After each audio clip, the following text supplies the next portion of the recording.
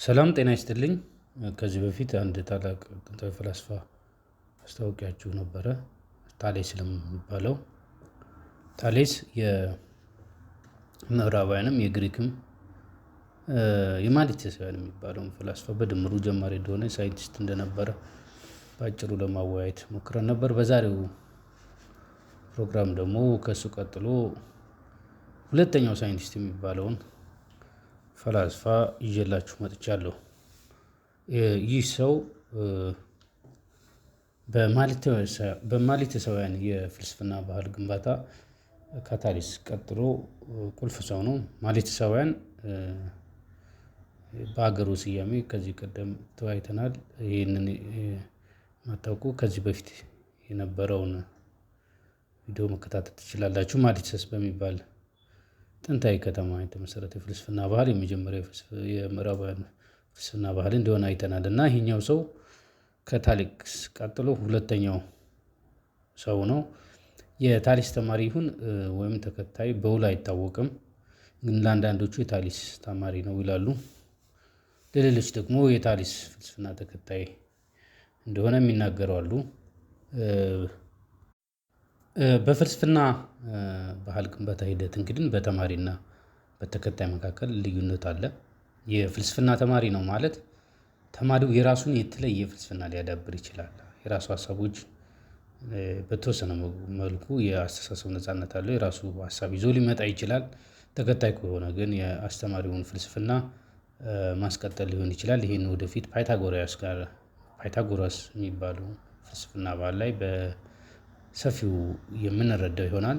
ለጊዜው ግን አናክሲማንደር ሁለቱንም ገጽታዎች ይዟል። አንድም የራሱን የፍልስፍና ሀሳቦች ይዞ የመጣ ነው። የአናክሲማንደር ፍልስፍና እንግዲህ ከታሊስ የተለየ ነው። ገደብ የለሽ መርህ ወይም በግሪክ ኤፕሮን የሚለውን ነው ይዞ የመጣው። ለታሌስ ሁሉም ነገር የተገኘው ከውሃ ነው። ለአናክሲማንደር ግን ሁሉም ነገር የተገኘው ከሁሉም ነገር ነው የሚል እንድምታ አለው። በዚህ መልኩ ካየነ የራሱን ሀሳብ ይዞ መጥቷል። በሌላ በኩል ደግሞ የታሌስ የጀመረው የሳይንቲፊክ ፍልስፍና ባህል እየገነባ የመጣ ነው። እንግዲህ ስለ ህይወቱ ዝርዝር ነገሮች የሚታወቁ የሉም። ያው ጥንታዊ ፈላስፋዎች ጋር ያለ ችግር ነው ይሄ። አንዳንድ ጎላ ብለው የሚወጡ የህይወት ክፍሎች ግን አሉት። የማሊቴስ ተወላጅ መሆኑን እናውቃለን። የተወለደው ከክርስቶስ ልደት በፊት 610 ምዕተ ዓለም እንደሆነ መረጃ አለ። የህይወቱ ፍጻሜ ደግሞ 846 ምዕተ ዓመተ ዓለም ነው። እንግዲህ ይሄ ራሱ መታወቁ ትልቅ ነገር ነው። ሌሎች ጉዳዮች በሚመለከት የፖለቲካ ህይወት እንዳለው የሚያምኑ ሰዎች ለስፓርታውያን ግዛት መስፋፋት ዘመቻን በመምራት በጥቁር ባህር አጠገብ የሚገኝ የአፖሎኒያ ግዛት የመሰረተው አናክሲማንደር እንደሆነ ይናገራሉ። በዛን ወቅት እንግዲህ ግሪካውያን አዲስ ሀገር እየመሰረቱ የግዛት ማስፋፋት ያደርጉ ነበረ። በዛ ይሄንን ከግሪክ ማሊተስ የምትባለውን ወክሎ የግዛት መስፋፋት እንዳደረገ ይነገራል። ሌላው የፈጠራ ሰው ነው። አናክሲማንደር በሳይንስ ፈጠራው እንግዲህ የፀሀይ ጥላ መሰረት አድርጎ ሰዓት የሚወሰንበት ባህላዊ የጊዜ መቁጠሪያን መሳሪያ ለግሪኮች አስተዋውቋል ወይም የፈጠራው ባለቤት ነው ይባላል። ይሄ በእንግሊዘኛ ፕሮናንሴሽኑን ትክክል ከሆንኩ ገነም ተብሎ የሚጠራው ነው። ይህ መሳሪያ በእንግዲህ በቀላሉ የእንጨት ሰዓት ሊባል የሚችል ነው። እንጨቱ መሬት ላይ ይተከልና የሚፈጥረውን ጥላ በመለካት ሰዓት የሚወሰንበት ባህላዊ ካላንደር ማለት ባህላዊ ሰዓትም ነው። ባህላዊ ካላንደርም ነው። ምክንያቱም ሰዓት ብቻ ሳይሆን የወራትና የአመታት መቁጠሪያ ካላንደር ተደርጎ ይወሰዳል። ከዚህ በተጨማሪ እንግዲህ ለክረምት፣ በጋ፣ መጸው የመሳሰሉ እነዚህ የወራት መፈራረቅ ማሳወቂያ መሳሪያም ሆኖ ያገለግላል። እንግዲህ አናክሲማንደር ይህንን ባህላዊ ካላንደር ለግሪክ ማህበረሰብ ያስተዋወቀ ወይም ደግሞ በዛው አካባቢ በምዕራባውያን ፍልስፍና እንግዲህ በፈጠራ ባለቤትነት ያስመዘገበ ሰው ነው። ሌላው ፈጠራው ካርታና ሉል ነው። ካርታና ሉል እንደሰራ ይነገራል። የአናግዛማይንደር ካርታ ዛሬ እንደምናውቀው ሁሉንም ሀገሮች የዓለም ሀገሮች የሚይዝ አይደለም። ይሄ ግልጽ ነው። ያው ካርታው የሚይዘው ከስፓርታ እስከ ጥቁር ባህር አናግዛማይንደር የተጓዘባቸውን እና እሱ በቅርበት የሚያውቃቸውን የግሪክ አካባቢዎች ብቻ ነው የሚይዘው። ይህ ካርታ በክብ ሉል በመቀየርም የሉል ካርታ ፈጠራ ባለቤት እንደሆነም የሚናገሩ አሉ። ከዚህ ጋር ተያይዞ እንግዲህ ትልቁ ማስረጃችን ሄሮዶቶስ የተባለ ታሪክ ጸሐፊ ነው።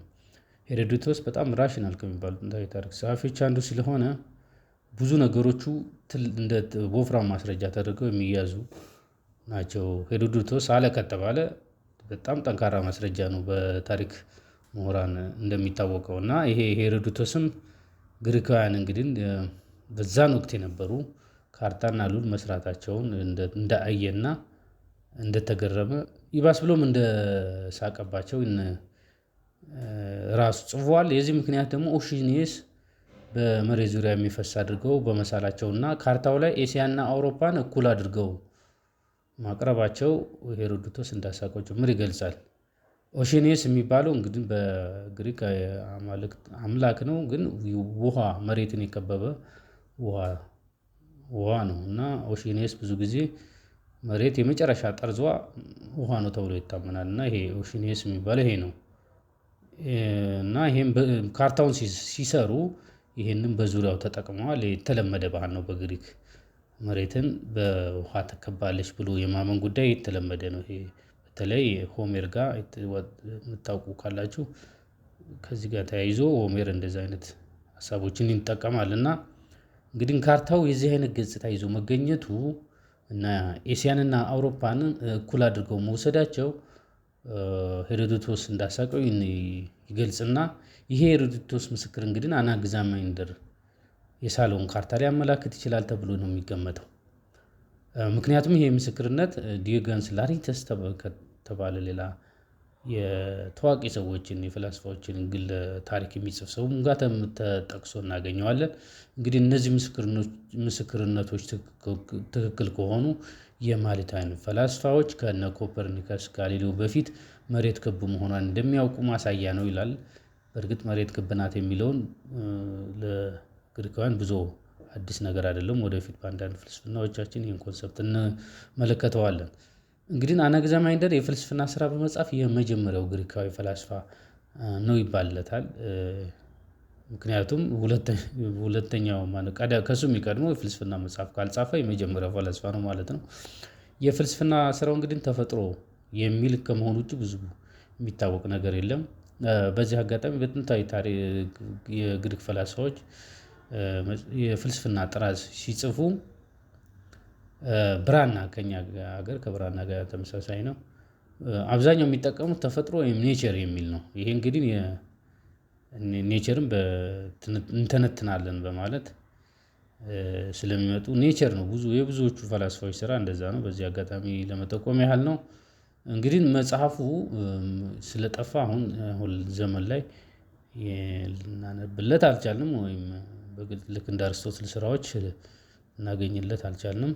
ስለዚህ ታሊስ ላይ እንዳየነው የመረጃ እጥረት ያለ ቢሆንም ከሄሮዶቶስ ከአርስቶትል ፕሌቶ የመሳሰሉት ከሱ በኋላ ከመጡ ፈላስፋዎች ላይ ነው ፍልስፍናውን የምናገኘው።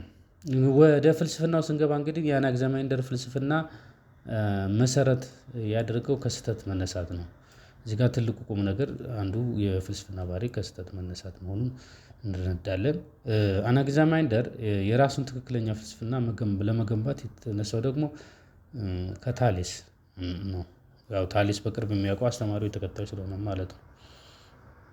በአናግዛማይንደር እምነት እንግዲህ ውሃ የሁሉም ነገር መነሻ ነው የሚለው የታሊስ ፍልስፍና ስህተት ነው። ምክንያቱም የሁሉም ነገር መነሻ ውሃ ነው ካልን ውሃን በራሱ የራሱ መነሻ አለው ማለት ነው። ውሃ የራሱ መነሻ ካለው ደግሞ ሁሉም ነገሮች መነሻ ሊሆን አይችልም።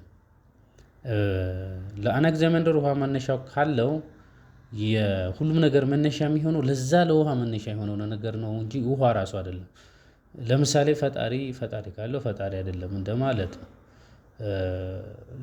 ፈጣሪ የሚሆነው ያንን ፈጣሪ የፈጠረው ነው እና ይሄ ኮንሰፕት በጣም ቀላል ግን ትልቅ ኮንሰፕት የሚሆነው የሆነ ነገር መነሻ ካለው ለነገሮች መነሻ አይሆንም። በዚህ መሰረት ለአናግዛመንደር መመለስ ያለበት ተብሎ የቀረበው ወሳኝ ጥያቄ እንግዲህ ሁሉም ነገር የተገኘው ከውሃ ከሆነ ውሃስ የተገኘው ከምንድን ነው? የታሌስ የውሃ መርህ እንግዲህ ታሌስ ይህን ጥያቄ የሚመልስ አይመስልም። ታሌስ ጥያቄውን ውሃ ነው በሚል ስለዘጋው ለአናግዛመንደር ግን ጥያቄው የሚቀጥል ነው። ታሌስ ሊዘጋው አይችልም። ስለዚህ የታሌስ የውሃ መልስ ችግር አለው ማለት ነው። አናግዛመንደር የታሌስን የፍልስፍና ችግር የፈታው መጀመሪያ ውሃን በማስወገድ ነው። እንግዲህ ፍልስፍና ትክክል ለመሆን ስህተትን የማስወገድ ሂደት ነው። በዚህ መሰረት አናግዛመንደር የታሌስን የውሃ መርህ ለማስወገድ የሚያስችሉ ምክንያቶችን በዝርዝር አስቀምጠዋል። አንደኛው የቁጥር ጉዳይ ነው። ብዙ ነገር እንዴት ከአንድ ነገር ሊገኝ ይችላል የሚለው ለአናግዛመንደር አልተዋጠለትም። እንግዲህ ስናይ ብዙ ነገሮች አሉ በዓለም ላይ። እነዚህ ብዙ ነገሮች ደግሞ ከአንድ ነገር ሊገኙ ይችላሉ የሚለው ለአናግዛመንደር አሳማኝ ሆኖ አልተገኘም። ስለዚህ አንድ ነገር ወይም ውሃ ለብዙ ነገር መፈጠር ምክንያት ሊሆን አይችልም። ስለዚህ ለብዙ ነገር መፈጠር ምክንያት የሚሆነው ወይ ብዙ ነገር ነው ወይ ቁጥሩ የማይታወቅ ነገር ነው። በአናግዛመንደር እምነት ሌላው እንግዲህ ስህተት ሆኖ ያገኘው የባህሪ ጉዳይ ነው። ብዙ ነገሮች ብዙ ባህሪ አላቸው ካልን ውሃ ደግሞ አንድ ባህሪ ነው ያለው ቀዝቃዛ ወይ እርጥብ ነው። እና ይሄ የተወሰነ ባህሪ ያለው ለብዙ ነገሮች ባህሪ ላላቸው ነገሮች መነሻ ሊሆን አይችልም። እነዚህ ብዙ ነገር ባህሪያቸው ብዙ ስለሆነ ባህሪውን ከአንድ ነገር ብቻ ሊወርሱ አይችሉም። ባህሪያቸው ብዙ ከሆኑ ከአንድ ባህሪ ውሃ ደግሞ የተገደበ ባህሪ ያለው ነው። ስለዚህ ይሄ ባህሪውን የገደበ ነገር ለብዙ ነገሮች ባህሪ እንዴት ሊያወርስ ይችላል? ያጥረዋል ማለት ነው። ባህሪ ለሌላው ሊያጥረዋል። ለምሳሌ የእሳትና የውሃ ተቃራኒ ባህሪ ነው ያላቸው። እሳት ከውሃ እንዴት ይገኛል ነው በቀላል ኮንሰፕት ባህሪያቸው የተለያየ ስለሆነ ከየት አምጥተው ያወርሰዋል የሚል ነው። ስለዚህ ባህሪውም ሊገደብ አይገባውም ነው። የሁሉም ነገር መነሻ ሊሆን የሚችለው ስለዚህ ባህሪው እንደ ውሃ ሊታወቅ አይችልም ነው። ምንድነው ከተባለ አናውቀውም ግን ብዙ ባህሪያት ያሉት ነገር ነው። እንግዲህ ይሄንን የታሌስን ከተቸ በኋላ ወደ ራሱ አማራጭ ይዞ ሲመጣ መጀመሪያ ለጥያቄው አርኬ የሚል ስያሜ ነው የሰጠው። አርኬ በማለት የመጀመሪያው ፈላስፋ እንደሆነ በግልጽ ተቀምጦ በብዙ ቦታዎች ተጠቅሶ እናገኛለን። ለዚህ ጥያቄ ምላሽ የሚሆን አርኬ ስያሜን የሰጠው ይሄ ነው። አርኬ ማለት እንግዲህ በግሪክ የመጀመሪያ ማለት ነው። ለምሳሌ አርኪቴክቸር ማለት መነሻ እንደማለት መነሻ ፈጣሪ ያው አርኪቴክቸር ማለት መሃንዲስ ነው። የቤቱ መሃንዲስ ተደርጎ ነው የሚወሰደው የቤቱ መነሻ ወይም ዘ ፈርስት ኮዝ የሚለው የአርስቶትል ማለት ነው። መነሻ ከሆነ የሆነ ነገር አርኬ ይባላል ማለት ነው። የዓለም አርኬ ደግሞ ለአናግዛማይንደር ኤፕሮን በሚል የጠራው ነው። ይሄ ኤፕሮን በግሪክ ሲሆን በእኛ እንግዲህ ቀጥታ ትርጉም ብዙ አላውቅም ግን በኮንሰፕት ደረጃ በፍልስፍና ደረጃ ኤፕሮን ማለት ገደብ የሌለው ነገር ማለት ነው። እና እዚህ ላይ ትንሽ ከበድ የሚለው ነገር ምንድነው? አርኬ እና ኤፕሮን ሁለቱ ልዩነት አላቸው። አርኬ ማለት የመነሻ ጥያቄው ነው። የሁሉም ነገር መነሻ ምንድነው የሚለው ጥያቄ አርኬ ነው መነሻ። ኤፕሮን ደግሞ የዚህ መነሻው መልስ ነው። ታሌስ ጋር ያየነው ነገር አለም ከምን ተፈጠረች ብሎ ሲናገር ወይም መነሻው ምንድነው ብሎ የሰጠው ሀሳብ ውሃ ነው። አናግዛማይንደር ጋር ደግሞ ኤፕሮን ነው ማለት ነው። እና በእንግሊዘኛዎቹ ላይ አርኬ ማለት ኤፕሮን ነው ብሎ ምላሽ እንደተሰጠ ተቀምጧል። እና ይህ የአናግዛማይንደር ምላሽ አርስቶትል ማነው ታሌስ ጋር ያነሳቸውን ጥያቄዎች እንዲመልሱ አድርጎ ለመቀመር ነው የሞከረው። በዚህ መሰረት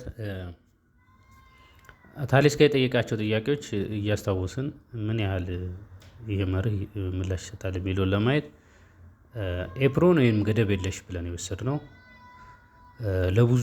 ብዙ ነገር የሚያመላክት ስለሆነ ለብዙ ነገር መነሻ ሊሆን ይችላል። ገደብ የለሽ ማለት ብዙ ነገር ማለት ነው። ስለዚህ ብዙ ነገር ለብዙ ነገር መነሻ ይሆናል። አንድ ባህሪውም ብዙ ነገር ስለሆነ ያልተገደበ ስለሆነ ብዙ ባህሪ ስላለው ለብዙ ነገሮች ባህሪ ሊያወርስ ይችላል በሚል ለምን ነው ስምም አድርጎ እንዲመልስለት ያደረገው። ችግሩ ምንድነው? እዚህ ጋር ሁለት ችግሮች አሉ ያሉት ይሄ ኮንሰፕት አንደኛው ሊታወቅ አይችልም የሚል ነው። እንግዲህ ሊታወቅ ካልቻለ አናግዛማይንደር ራሱ እንዴት አወቀ ከተባለ አናግዛማይንደር የሚያውቀው የውሃ አለመሆኑን ነው። ውሃ አለመሆኑን ነው እንጂ የሚያውቀው እዛ ውጪ የገደብ የለሽ ባህሪ ወይም የኤፕሮን ብዙ አይታወቅም። ግን ገደብ የለሽ መሆኑ በቁጥርም በባህሪም ደረጃ እንደዛ መሆኑን አናግዛማይንደር ይናገራል። እንግዲህ ለብዙ ነገር መሆኑ ለብዙ ነገር መነሻ ሊሆን ይችላል ብሏል። እዚህ ጋር ግን ግድ አይደለም። ለምሳሌ በሱ አናግዛማይንደር ታሌስን የተቸው ምንድነው? አንድ ነገር ለብዙ ነገር መነሻ ሊሆን አይችልም የሚለው የግድ አስፈላጊ አይደለም። በዛሬው በሳይንስ ዓለም እንደሚታመነው ከአንድ ነገር ነው ሁሉም ነገር የተፈጠረው የሚለው አሳማኝ ነው። ለምሳሌ በኮመን አንደርስታንዲንግ ፖፑላር ፊዚክስ ላይ ዓለም የተፈጠረችው ከአየር ምናልባትም ከሃይድሮጅን ሊሆን ይችላል። ስለዚህ ይሄ ሃይድሮጅን የተለያየ ቅርጽ እየፈጠረ መልክ እየፈጠረ እየዳበረ ዓለም ብዙ ነገር ፈጥሮ ሊሆን ይችላል። እንግዲህ በፖፑላር ፊዚክሱ ሃይድሮጅን ቢባልም በሌላም ኮንሰፕት አንድ ነገር መሆኑ ግን በጣም አሳማኝ ነው። ዓለም የመጣችው ከሆነ ሲንጉላር ነገር ስለሆነ እንደዛ ነው የሚለው የቢግ ባንግ ቲዮሪም ከሲንጉላር ነው ማለት ተናጠል ነገር ነጠላ የሆነ ነገር ነው ወደ ብዙ እየመጣ የተለወጠ ሄደው። ስለዚህ አናግዛማይንደር ስህተቱ ምንድነው? ከታሌስን ከአንድ ነገር ብቻ ብዙ ነገር አይገኝም ያለው ያን ያህል አሳማኝ አይደለም። ይሄ ዝግ አይደለም። ከአንድ ነገር ብዙ ነገር ሊገኝ ይችላል።